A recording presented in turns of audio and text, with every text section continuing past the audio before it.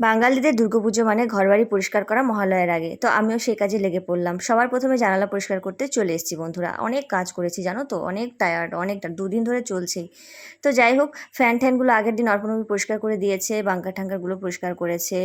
উঁচু যেগুলো সেগুলো অর্পণবাবু করেছে। জানলাটা যতদূর পারলাম ভালোই পরিষ্কার হয়েছে। ব্রাশগুলো অনলাইন থেকে কিনেছি দেখে একটু সুবিধা হয়েছে। এদিকে ওয়াশিং মেশিনে ছোটোগুলো দিলাম, এই ফাঁকে রান্নাটাও সেরে নিলাম, কারণ কাজ করতে করতে খিদে যে পেয়ে যাবে।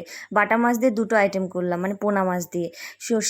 সর্ষে দিয়ে করলাম, একটু সর্ষে বাটা দিয়ে, আর একটু করলাম কচু আলু দিয়ে। টিভির ক্যাবিনেটটা পরিষ্কার করলাম, কাঁচের জিনিস টিনিস বের করে আবার পরিষ্কার করে রাখা। আর এদিকে কুশনগুলো বাইরে একটু রোদ দিয়েছি, হালকা হালকা রোদ দেখলাম উঠেছে, একটু রোদ দিয়ে দিলাম কাঁথাগুলো। আর ছোটো ছোটো জিনিসগুলো এই যে মেলে দিলাম, বড়গুলো এবারে কাচবো, কারণ এগুলো কাচতে কাচতে এগুলো শুকিয়ে যাবে। এখানে বেডশিট পর্দা আছে। এই ফাঁকে আবার ছাদটাও সুন্দরভাবে ঝাড় দিয়ে নিলাম।